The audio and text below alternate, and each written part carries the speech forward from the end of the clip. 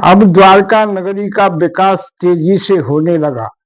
समुद्र किनारा होने पर बाहर देशों के बड़े बड़े समुद्री जहाज द्वारका आने लगे। वो बाहर से सामान लेकर द्वारका आते थे और द्वारका से सामान खरीद कर अपने देशों में ले जाते थे। इस तरह से लगान भी द्वारका के लिए आने लगा। अब द्वारका का धन धान और वैभव बहुत बढ़ गया था। उसके बाद बलजाऊ का विवाह राजा रेवत की पुत्री रेवती से हुआ था। समय थोड़ा आगे चलता रहा। अचानक कुंदनपुर से देवी रुक्मिणी का संदेश लेकर एक दूत आया। उसमें लिखा था कि मेरा भाई रुक्म मेरी शादी शिशुपाल से कराना चाहता है। रुक्म ने जरासंध को न्योता दिया है।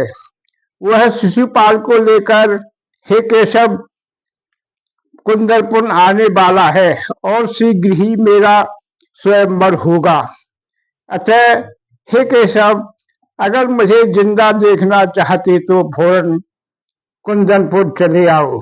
मैं शिशुपाल से शादी नहीं कर सकती क्योंकि मैं आपसे प्रेम करती हूँ, इसलिए आपसे हमारी शादी होगी। आप आ जाओ, आपके साथ चलूंगी। तब उग्रसेन जी ने सभी दरबारियों को बुलाया और आगे की योजना पर विचार हुआ। बलदाऊ ने कहा कि मैं सेना तैयार करो और मैं कुंदनपुर के लिए कृष्ण के साथ जाऊंगा। और सारी सेना लेकर अक्रूर जी चल दिए। उन्होंने नगर से बाहर डेरा डाल दिया। तब श्री कृष्ण वेश बदलकर नगर में गए। कुंदनपुर में जाकर उन्होंने देखा कि स्वयंवर की तैयारी चल रही है। श्री कृष्ण ने अपना भेष बदलकर राजा कौशिक जी से मिले और कौशिक जी ने कहा, हे कृष्ण, मैं पहले ही कहता था कि मेरा पुत्र और मेरा नाती मेरी नातनी का विवाह शिशुपाल से कराना चाहता है। इसलिए हे केशव, सुबह रुक्मिणी जी यज्ञ करने के लिए यज्ञशाला जो शहर से बाहर है द्वारका से वहां जाएगी। वहीं पर तुम रुक्मिणी जी को मिलना और रुक्मिणी जी को लेकर द्वारका चले जाना। वहीं रुक्मिणी यज्ञशाला में आपका इंतजार करेगी। तुम रथ लेकर आ जाना, मैं आपके साथ चलूंगी। रुक्मिणी वहां आ गई। द्वारका में जाकर शादी कर लेंगे।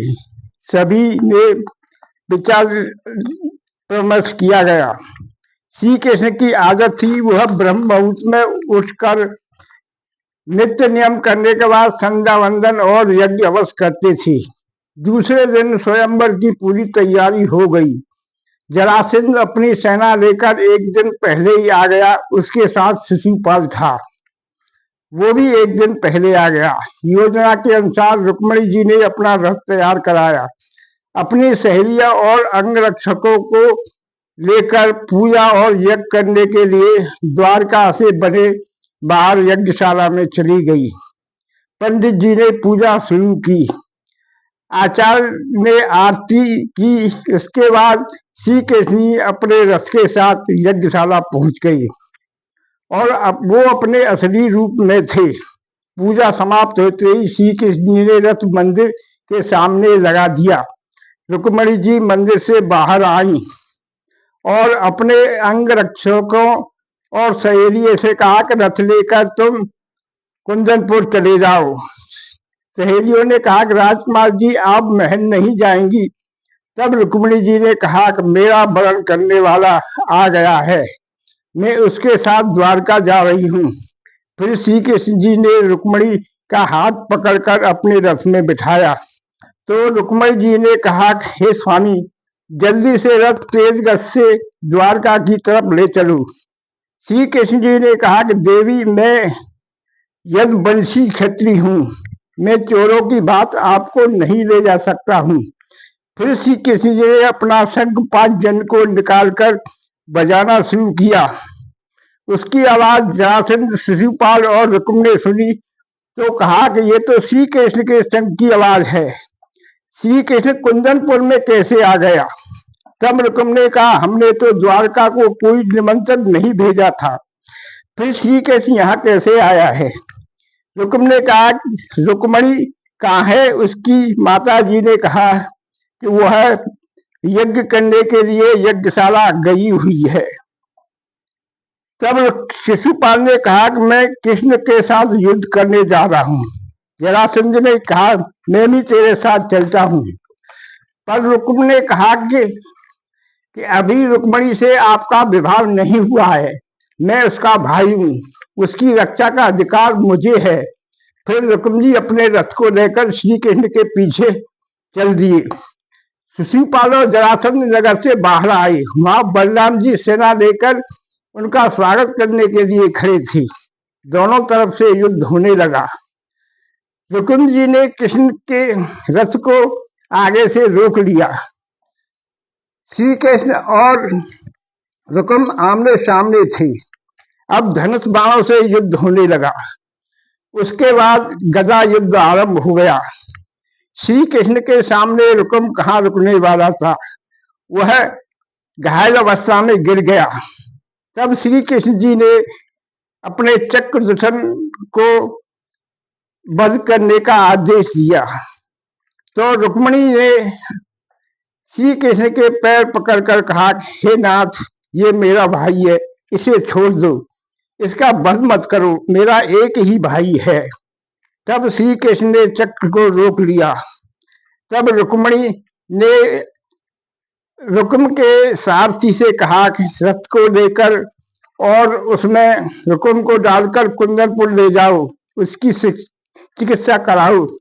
श्री कृष्ण रुक्मणी जी को लेकर द्वारका नगरी के लिए चल दिए। बलराम जी की मार से जरासंध के सैनिक कुंदनपुर में से भाग गए। जरासंध और शिशुपाल कुंदनपुर में चले गए। अब बलराम जी अपनी सेना लेकर द्वारका की तरफ चल दिए। द्वारका पहुंचने पर देवकी और रेवती जी ने रुक्मणी का स्वागत किया। रुक्मणी जी को देखकर रेवती जी ने कृष्ण से कहा, हे देवर जी, आप सांभले हैं, पर मेरी देवरानी रुक्मणी बहुत सुंदर है। श्री कृष्ण जी मुस्कुरा दिए। आचार्य गर्ग जी को बुलाया गया और उनसे कहा गया कि श्री कृष्ण और रुक्मणी की शादी करानी है।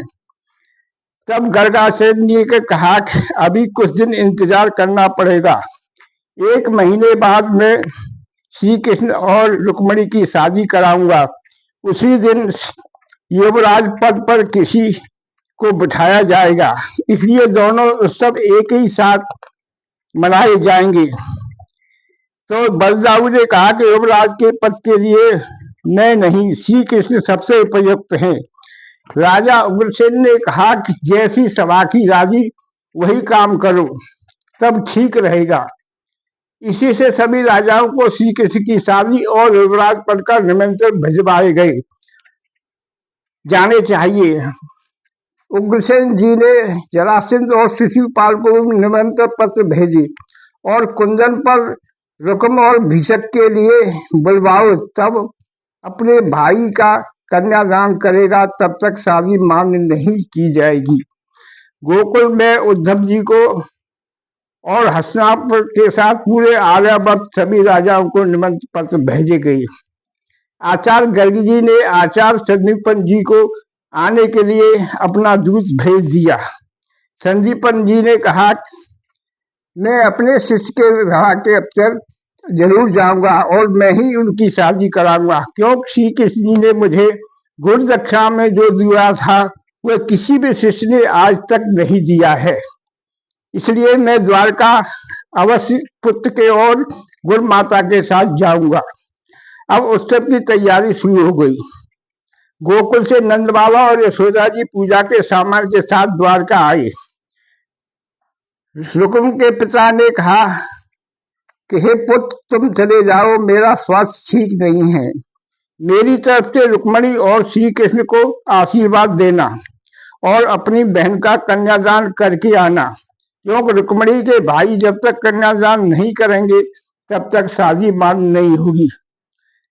और रुक्मिणी जी द्वारका के लिए चल दिए। उसी समय रेवती के पिता रेवत जी पहुंच गए। तो रुक्मिणी जी को लेकर रेवती जी अपने पिता से पास पहुंची। उन्होंने कहा कि ये रुक्मिणी जी मेरी देवरानी होने वाली हैं। तब रेवत सिंह ने कहा कि पुत्री रुक्मिणी को तू अपनी देवरानी नहीं, अपनी छोटी बहन मानना, किसी भी तरह का कष्ट न होने देना, ऐसा कोई कार्य नहीं करना जिससे कि इसे किसी प्रकार को कष्ट पहुंचे। द्वारका में हर किसी अतिथि का सम्मान करने का फरमान जारी कर दिया गया। अब सभी लोग द्वारका आने लगे। द्वारकावासी इस समय सभी प्रसन्न थे और बढ़ चढ़ कर सभी कार्यों में जनता मिलकर के सहयोग कर रही थी। अब वहां पर भंडारे खोल दिए गए। हर आने जाने वाले के लिए खाना पीना रहने सभी का इंतजाम किया गया।